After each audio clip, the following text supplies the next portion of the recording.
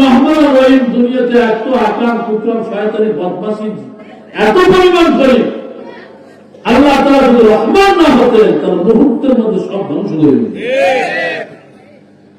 আমার আপনার প্রতি ভালোবাসা বেশি, যারা তাদের গজব দেয়। যদি একবার আমার আপনার উপরে রাগ হয়ে যেতেন তো আল্লাহ তার মুহূর্তের মধ্যে গজব দিয়ে ধ্বংস করে দিতেন। বান্দা যখন ফজরের নামাজ পড়ে না তখন ফেরেশতা বান্দাদের ফেরেশতা যখন লেখা শুরু করবে, আল্লাহ বলে ফেরেশতা থাম থাম, লিখিস না। দেখে আমার বান্দা জোহরের নামাজ আদায় করে কিনা, আমার কাছে মাপ চায় কিনা, কাজা আদায় করে কিনা।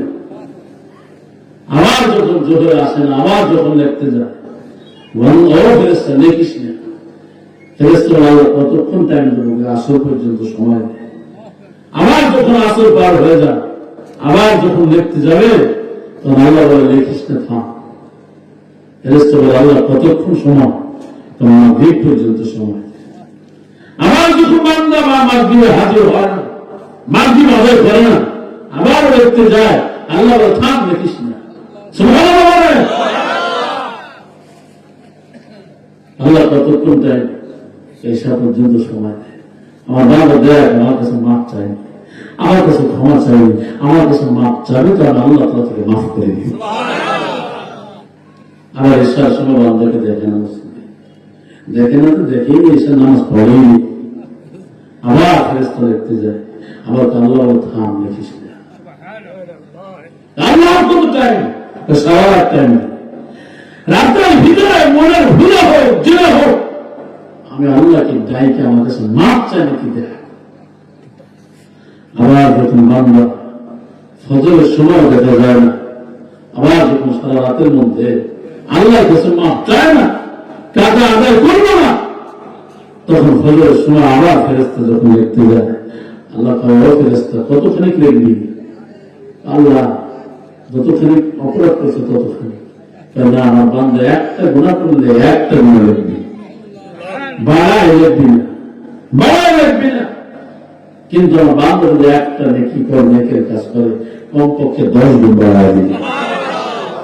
কত বড় আপনার, কত বড় আপনার। আল্লাহ তাআলা কত বড় দয়াশীল, এ প্রসঙ্গে আমি একটা আয়াতে কারিমা তেলাওয়াত করেছি। আল্লাহর কাছে মাপ চাইলে যত বড় অপরাধ হোক না কেন, ক্ষমা আল্লাহ তাআলা বান্দা বান্দিকে ক্ষমা করে দেয়। তার অপরাধটা যত বড় হোক না কেন, তার অন্যায়টা যত বড় হোক না কেন, বান্দা যদি তওবা করে মাপ চায় তো আল্লাহ তাআলা বান্দা বান্দির জীবনের গুনাহগুলো মাফ করে দেয়। যেমন আমি আপনাদের দুই একটা মেসেজ দিয়ে দেবো আমাদের, তার মধ্যে একটা মেসেজ হলো, আপনি দিন রাত যখন চলবেন, রাত্রে ঘুমাইতে যাবেন, আবার যখন সজাগ হবেন, আবার ঘুম ভাঙবেন, জমিনে যাবেন, মাঠে যাবেন, বাজারে যাবেন, দোকানে যাবেন, যে প্রান্তে যান না কোনো একটা আমল করবেন। যদি একটা আমল করতে পারেন, আল্লাহ তাআলা বলেন আমাদের বান্দা বান্দি জবান থেকে যা চাইবে আমি আল্লাহ তাকে তাই দিয়ে দিব। সে আমলটা হলো, শুনবেন তো, আমল করতে রাজি আছেন? আমলটা হলো বেশি বেশি ইস্তেগফার পড়বেন। কি বলবেন? আমার সঙ্গে বলেন আস্তাগফিরুল্লাহ, বলেন আস্তাগফিরুল্লাহ,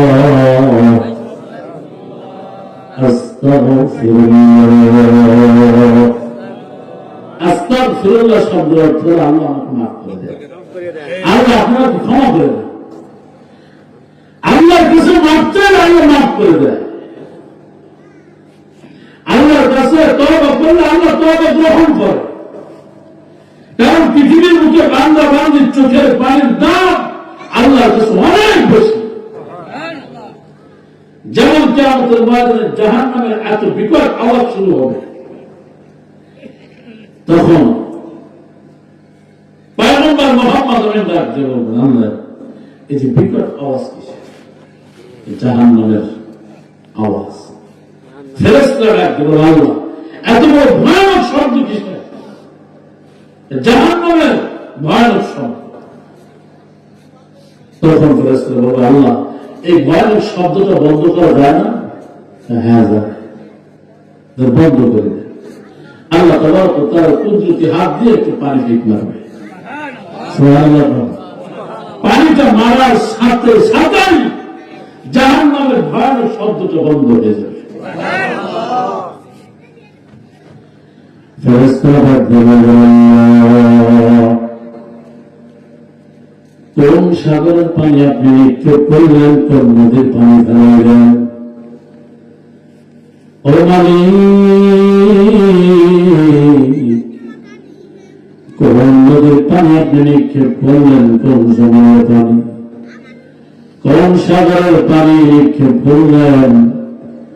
আল্লাহ তাবারক ওয়া তাআলা ডাক দিয়ে বলেন, ফেরেশতারা রে, আমি কোন সাগরের পানি নিক্ষেপ করি নাই, নদীর পানি নিক্ষেপ করি নাই, জমজম কুয়ার পানি নিক্ষেপ করি নাই, হাউজে কাউসারের পানি নিক্ষেপ করি নাই, কাসিমনগর খলিফা বাড়িজান মসজিদের মাহফিল মাহফিল আমার কিছু বান্দারা মাহফিল শুনতে আসছিল, আমার হোসেন জেহাদির ওয়াসই না চোখের পানি ছেড়ে দিয়েছে, ওর এক ফোঁটা পানি আমি আল্লাহ তাআলা কুদরতি হাত দিয়ে ধরে রেখেছি, সেই পানিটা আমি নিক্ষেপ করেছি, আর ওই পানির কারণে আল্লাহ তাআলা জাহান্নামের ভয়ের সাথে বন্ধ করেছে। জোরে বলুন আল্লাহু আকবার। তো পৃথিবীর বুকে সব থেকে আল্লাহ তাআলার কাছে প্রিয় হলেন বান্দা বান্দির চোখের পানি। আর চোখের পানি কখন ফেলবে? যখন বান্দা বান্দি তওবা করবে, মাফ করবে। তওবা শব্দের অর্থ হলো অনুসূচিত হওয়া, অনুতপ্ত হওয়া, ফিরে আসা। ফিরবে কিসের থেকে? জোরে বলে না রাস্তা দিবেন না গুনাহ থেকে ফিরবেন। কিছু কিছু বাদে যখন হসপিটালে এসে আগে যেতে তোমার বলে এখন কি করলেন শিখে আসলে ভাই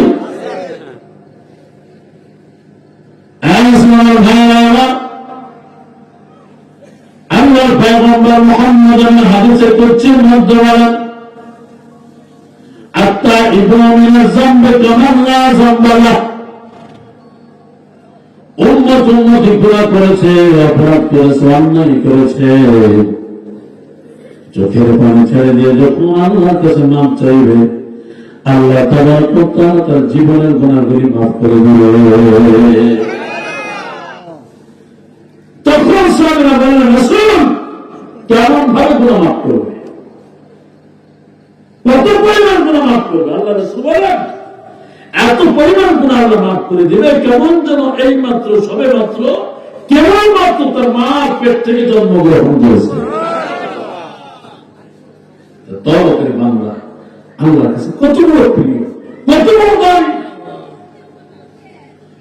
মুসলমান ভাইরা বলেন, নবী মুহাম্মদ বলেন, যখন নাকি আমার উম্মতি তওবা করার জন্য সামনে অগ্রসর হয়ে যাবে, তওবার নিয়ত করেছে মাত্র, যায় আমার হোসেন জেহাদির হাতে হাত দিয়ে আমি আজকে তওবা করব, তওবা করার নিয়ত রওনা দিয়েছে, কিন্তু বান্দাটা প্রতিমধ্যে মারা গিয়েছে। তওবা করতে পারেনি, নিয়ত করে বাড়ি থেকে বের হয়েছে, কিন্তু মাঝখান পথে সে মারা গেল। আল্লাহ নবী বলেন, ওই তওবার নিয়তে ওর বরকতে আল্লাহ তাআলা ওই বান্দাটার কবর জান্নাতের বাগান বানিয়ে দিবে।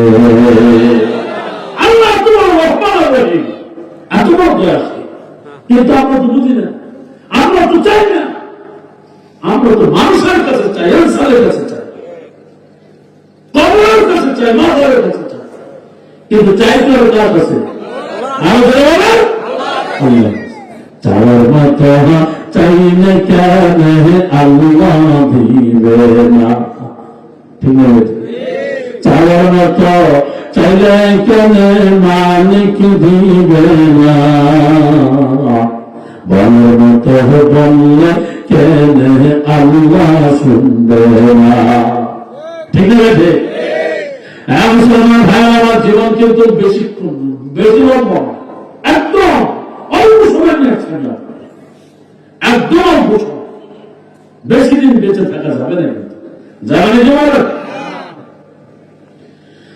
জন্য জমিনের উপরে যতক্ষণ থাকবেন, যতদিন বেঁচে থাকবেন, সব সময়ের জন্য রব্বে কারিমের কাছে মাপ চাইবেন। বলবেন আস্তাগফিরুল্লাহ, বলেন আস্তাগফিরুল্লাহ।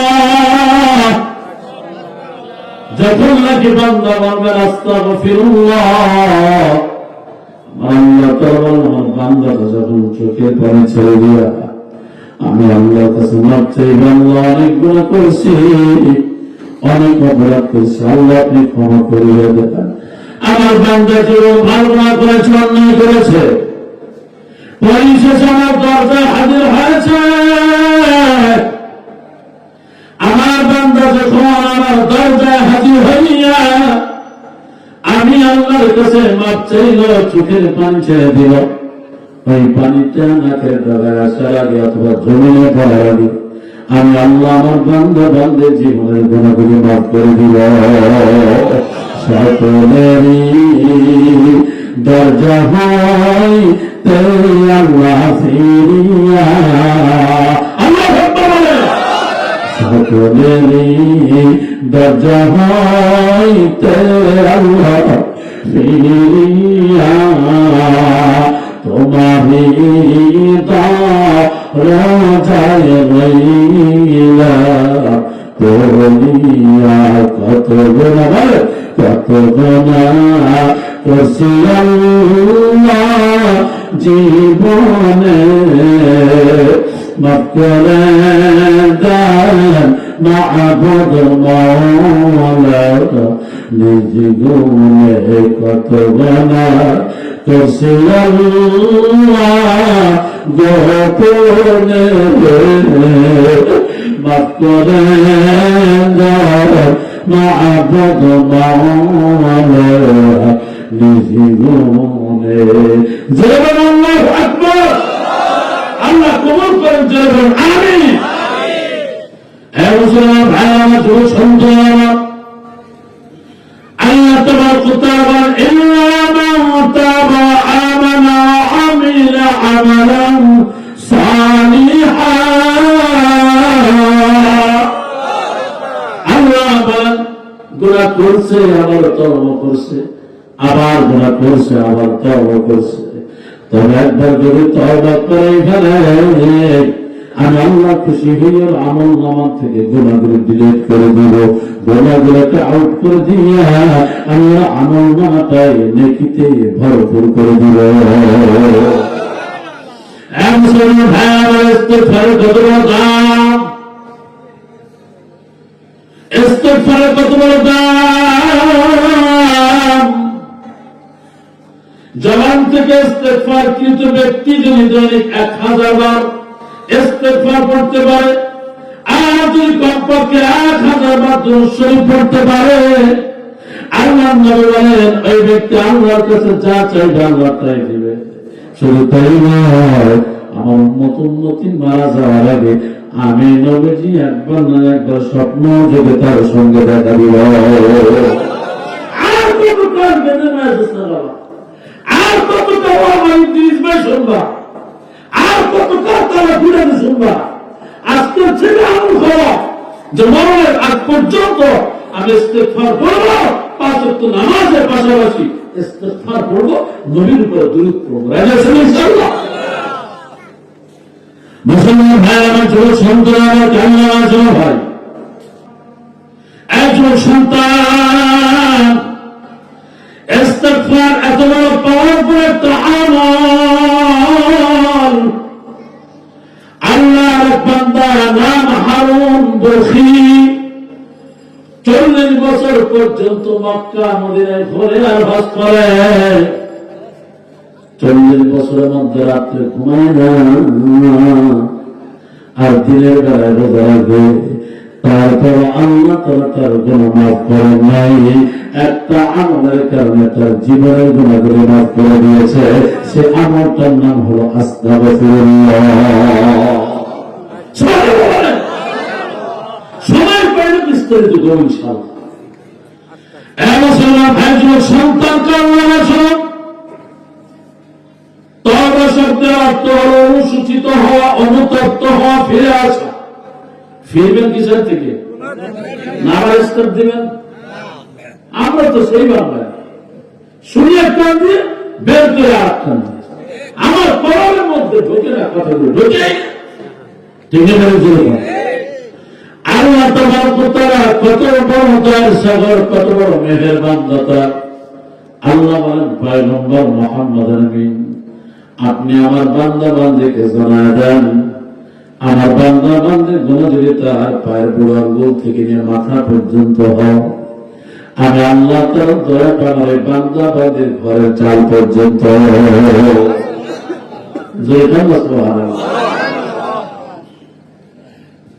আল্লাহ পয়গম্বর বলে দেন আমার বান্দা বান্দীর গুনাহ আর অপরাধ যদি তার ঘরের চাল পর্যন্ত হয়ে যায়, কারণবশত গুনাহ করতে করতে তার ঘরের চাল পরিমাণ গুনাহ আর অপরাধটা হয়ে গেছে, আমার বান্দা যদি তওবা করে ফিরে আসে, আমি আল্লাহর কাছে মাফ চাই, আমি আল্লাহ তাআলার দয়াটা পাহাড় পর্যন্ত। পয়গম্বর বলেন আমার বান্দা বান্দীর গুনাহ যদি পাহাড় পরিমাণ হয়ে যায়, আমি আল্লাহ তাআলার দয়াটা আসমান বরাবর। আল্লাহু আকবার বলেন। আমার বান্দা বান্দীর গুনাহ আর অপরাধ যদি আসমান পর্যন্ত হয়ে যায়, আমি আল্লাহ তাআলার দয়াটা আরশে আজিম পর্যন্ত।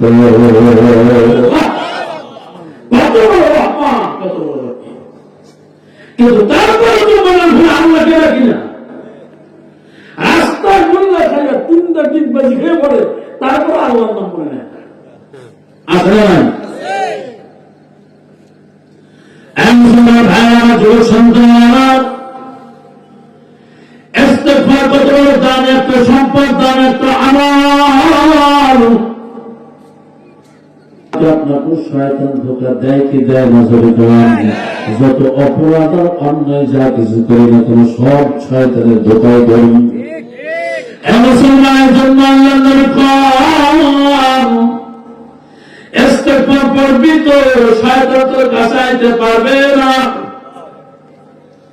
শয়তান যখন তোমার কাছে আসতে পারবে না, তখন আর তোমার দ্বারা কোনো গুনাহ হবে না।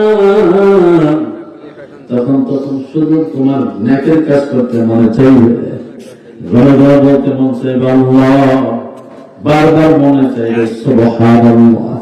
জবান থেকে পড়েন না সুবহানাল্লাহ, আলহামদুলিল্লাহ, লা ইলাহা ইল্লাল্লাহ।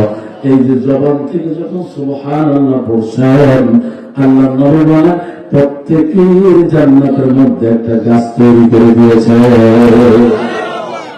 জান্নাতের মধ্যে আল্লাহ একটা গাছ বানায় দিয়েছে, এই আরেকটা গাছ বানায় দিয়েছে।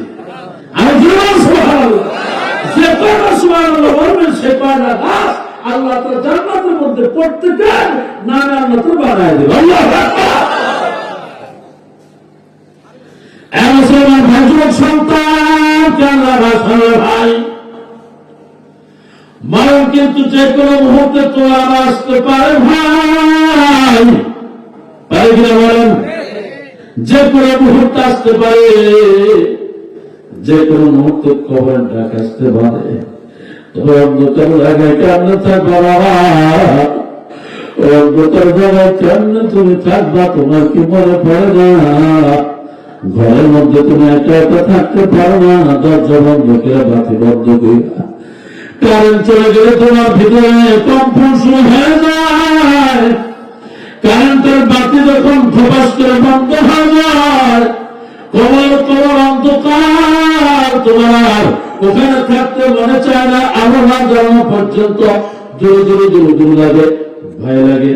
কিন্তু যেখানে তোমার আমার হাজার হাজার লক্ষ লক্ষ বছর থাকতে হবে বাজার, ওখানে তো কারেন্টের বাতি নাই, দুনিয়ার কোনো আলো নেই। ওই যে অন্ধকার জায়গায় কি নিয়ে থাকবা? ওই কবরটা যদি আলোয় আলোকিত বানাইতে হয়, মুসলমান জীবনে তোমার একটা কাজ করতে হবে, সেই কাজটা নেকের কাজ করতে হবে, আর গুনার কাজকে ছেড়ে দিতে হবে। পারবেন না ছাড়া? মুসলমান ভাইরা, যুবক সন্তান, কান্না ভাই, কথায় কত মনে পড়ে যায়। বয়সী কত বন্ধু বান্ধব একসঙ্গে খানা খাইছি, একসঙ্গে চা খেয়েছি, একসঙ্গে বেড়াইতে গেছি, ঘুরতে গেছি। আজকে কত বন্ধু বান্ধব কবরে চলে গেছে, আর তুমি কিন্তু এখনো দুনিয়ায় বসে আছে। ভাই, আমি বাড়ি ছিল যেমন আজকে এই স্টেজে বসে ওয়াজ করতেছি, একসঙ্গে কত ছাত্র ভাই লেখাপড়া করলাম, কত ছাত্র ভাই আজকে কবরে। আজকে আমি বাড়ি সারা বাংলাদেশে ওয়াজ করে বেড়াই। ভাই হাতের কোনো গ্যারান্টি নাই, আসলে কি বলেন? হাতের কোনো মক্কটি নাই, গ্যারান্টি নাই। কখন ডাক দিবে, কে ডাক দিবে, কখন তোমার হাতের টেম্পার নষ্ট হয়ে যাবে, হায়াতটা খতম হয়ে যাবে, কখন যেন মালাকুল মউত আজরাইল আলাইহিস সালাম আইসা আপনার রূহটা টান দিয়ে নিয়ে যাবে।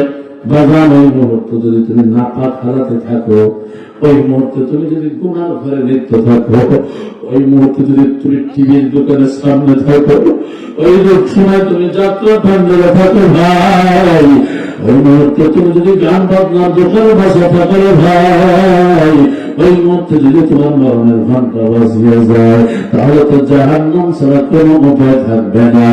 মুসলমান বারবার আল্লাহর কাছে বলবেন, মানে বক্তব্য একদিন হবেই হবে। আল্লাহ মরণটা তোমার ঘর মসজিদে দিও, আর বলুন আমিন, আর বলুন আমিন। মসজিদে দিয়ে মরণ মাহফিল ময়দানে দিও, বাহাদুরপুর দরবারে দিও, সরমার ময়দানে দিও, তবলিগে দিয়ে আল্লাহ মরণ দিও।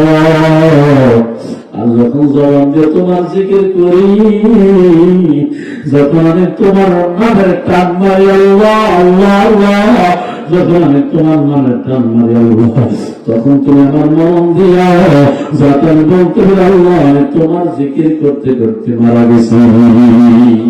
আমি আপনি অহরহ দোয়া করতেছি, খানা খাইতেছি, ঘুমাইতেছি, অন্তরের মধ্যে কখন কাশি না জানলাম, নামাজ না পড়ে ঘুমাইলাম, ও আল্লাহ এসা না পড়ে ঘুমাইলাম। আমার যদি ঘুমের ঘরে মরণের ডাক এসে যায়, তাহলে তুমি বেনামাজির খাতা নামটা লেখে খবরে যাবো। তুমি যখন ফজর দিলাম, যখন আগে মারা, তখন ফেরেশতারা কইবে আল্লাহ ফজর পড়াই। তুমি যখন জোহর পড়বা, আসরের আগে মারা যাইবা, তখন ফেরেশতারা কইবে আল্লাহ জোহর পড়ে নাই, আর আসর যখন পড়বা না, মাগরিবের আগে মারা যাইবা, বাবা আসর পড়ে নাই, আবার যখন মাগরিব পড়বা না, সারা আগে মারা যাইবা, তখন বলবে এটা মাগরিব পড়ে নাই। আবার যখন এসব নামাজ না পড়ে ঘুমায় যাইবা, ওই রাত্রে যখন মারা যাইবা, তখন বলবে বান্দা বান্দে এসে ধরে নাই। বেনামাজি হয়ে যদি কবরে যাও, ওই কবরটা এত সংকীর্ণ করা হবে, এত ধরে চাপ মারবে, ডান পাশের পাগল গুলি বাম পাগল কিট কিট কিট কিট করে ঢুকে যাবে, আবার বাম পাগল হাঁটতে গেলে ডান পাগলে ঢুকবে। তখন বান্দা বান্দে ডাকবে আল্লাহ আমাকে আরেকবার দুনিয়ায় পাঠাও, আরেকবার দুনিয়া আমাকে একটু পাঠাও। আল্লাহ বলবেন না রে না, তুমি জীবনে বেঁচে থাকা অবস্থা তোমাকে বারবার মাঝে মাঝে বিপদ দিয়েছি, মাঝে মাঝে ডায়াবেটিস দিয়েছি, মাঝে মাঝে জ্বর দিয়ে সতর্ক করে দিছি, মাঝে মাঝে স্ট্রোক করে সতর্ক করে দিছি, মাঝে মাঝে অ্যাক্সিডেন্ট করে সতর্ক করে দিছি, মাঝে মাঝে তোর পাপ নষ্ট করে সতর্ক করে দিছি, মাঝে মাঝে ধান খাতের ধান নষ্ট করে সতর্ক করা দিছি, মাঝে মাঝে তোর সন্তান বিবি বাল বাচ্চার মধ্যে বিপদ দিয়ে সতর্ক করা দিছি। ও বান্দা সতর্ক হয়ে যা, সতর্ক হয়ে যা, আর বেশি দিন দুনিয়া থাকা যাইব না, অল্প দিনের মধ্যেই তোমার কবরে আসতে হবে। ও বান্দা বান্দি সতর্ক হোস নাই, বেনামাজি হইয়া কবরে আইছি, তোর এখন ঠিকানা হবে জাহান্নাম। মুসলমান ভাই আমার, জান্নাতি হয়ে কবরে যাইতে চান কি চান না? ধরে খান, কে কে জান্নাতি মানুষ হইতে চান? দুই হাতে তোলেন, জোড়া দেন আল্লাহু আকবার, আর জোড়া দেন আল্লাহু আকবার। দেহটাকে নরম করে হাত টান টান করে আমার বাড়িতে তিনটা ডাক্তার আল্লাহ, মহব্বতে ডাক্তার আল্লাহ, আর একটু দেহটাকে নরম করে ডাক্তার আল্লাহ। হাত নামান মুসলমান, লা ইলাহা ইল্লাল্লাহু মুহাম্মাদুর রাসূলুল্লাহ।